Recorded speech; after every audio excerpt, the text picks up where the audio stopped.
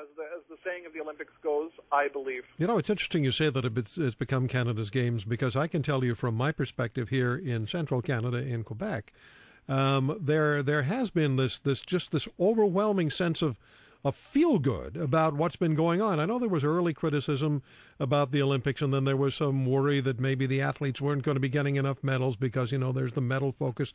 There was the Own the Podium program, which is a public relations phrase and probably caused the athletes a little more pressure than they otherwise would have been under. But there was, as we went on and as we moved along, the games became more and more and more a national focus. And quite often when you're in Quebec, you hear about Quebec athletes. I didn't hear that nearly as much. I mean, I'm not saying that it didn't happen, but in my experience, I didn't hear Quebec athletes mentioned nearly as much as I heard the overall Canadian effort. Let me take a break. We'll come back and talk some more with Robert, Maxine, and Angela. They are volunteers at the Olympic Games that's winding down today. The closing ceremonies are tonight. These are remarkable people who give of their own time and give of their own effort to just make this a better Olympic experience. And I thought there was no better way for us to end our program today and essentially whatever Olympic coverage we've been able to provide on this show than by talking to people who just volunteered and gave of themselves to make it a better experience for everybody in this country. We'll come right back. This is The Roy Green Show, all along the Corus Radio Network.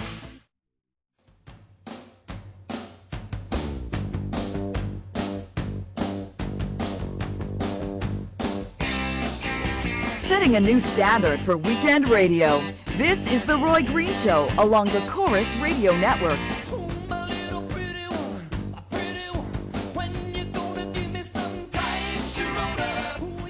Just received an email from Steve, and he writes, "Hi, Roy. I'm listening to your program from down here in Costa Rica. Thank you for keeping us updated with the scores and developments. It's currently 2-1 in favor of the good guys. Great to hear the stories about the volunteers. Go Canada, go. Cheers, Steve." Thanks for the email, Steve. Enjoy the sunshine in Costa Rica, and it is still 2-1 for the good guys. End of the second period. Roy Green Show on the Corus Radio Network, and with me are Robert, Maxine, and Angela. They are all volunteers at the Vancouver Olympic Games, and we're going to continue talking to them. Chris, can you put them back on the air for me? Robert, thank you. Maxine and Angela with us on the Green Show on the Corus Radio Network, volunteers of the Vancouver Olympics. I just want to say this. Our society wouldn't work nearly as smoothly and as well if we didn't have so many people volunteering to make it happen. Robert, where were you? What were you doing as a volunteer? My official title, Roy, was an IOC, International Olympic Committee photo assistant. A traditional photo assistant will work, for example, if you're looking at the hockey game very carefully, you'll see in the corners of the rink, there'll be somebody in blue, and they're there to corral the photographers, which sometimes become cheeky boys and girls and sit where they're not supposed to sit.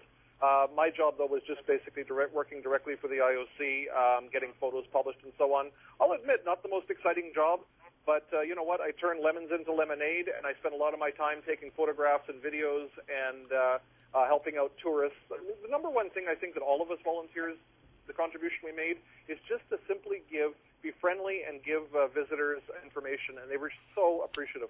Well, I've seen some of your photographic work, and you're excellent at it, and I'm sure, but never mind the not exciting. I'm sure it was very exciting, and really a really significant contribution. Guys, if I can ask you for one highlight moment, if there's, and maybe it's too hard to do this, but Angela, if there's one highlight moment for you of the entire Olympic experience, what's that one moment you're going to take with you?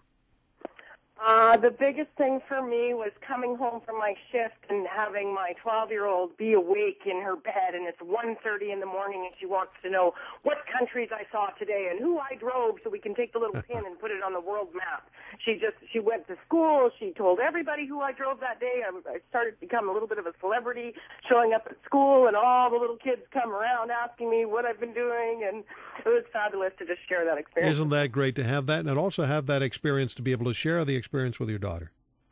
Right, and it went downhill because she shared it with her friends, and then from that class to that class, it was just really amazing. Wonderful. Maxine, one moment, is there a highlight that you'll take with you?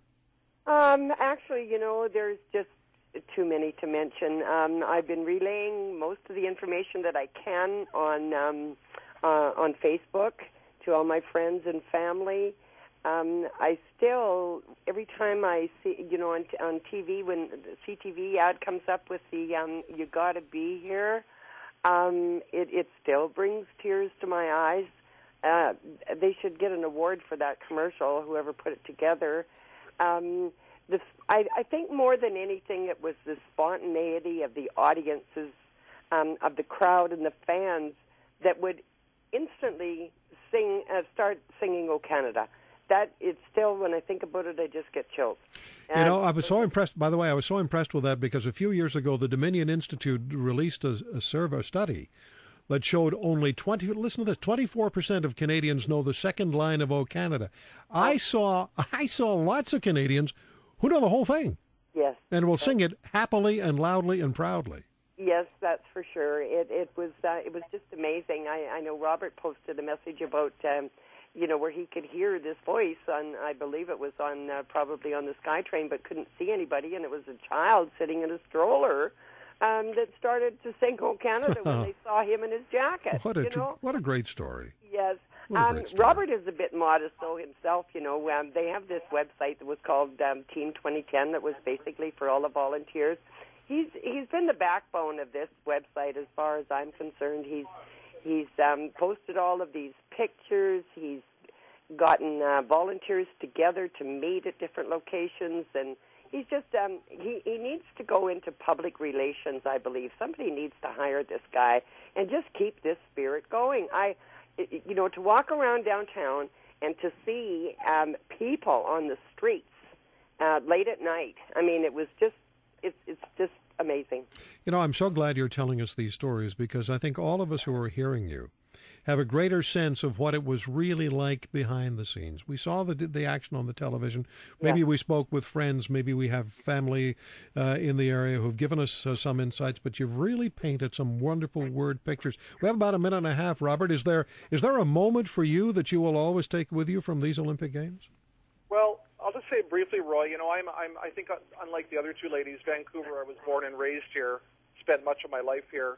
And I will admit that Vancouver has sort of a superficial friendliness to it generally, but beyond that sort of superficialness, it's not so good. That has completely changed over the Olympics. Where in normal times I would say good morning to someone or good evening. You might get a bit of a suspicious look. But during the games, I don't know if it was the power of the blue jacket. We were informally, by the way, known as the Smurfs. You probably have the airplane in the background there. They're buzzing you, Robert.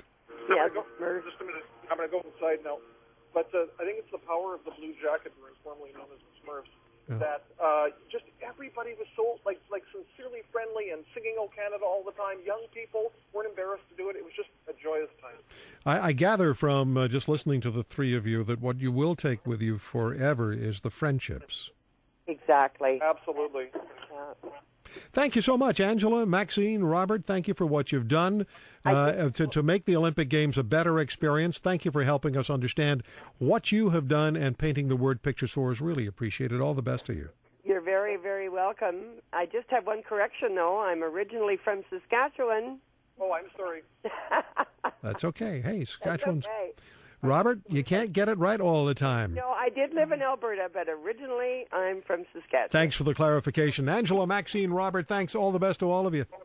Have a great day. Bye-bye. We'll come back on The Green Show after this. You're listening to The Roy Green Show all across the Corus Radio Network.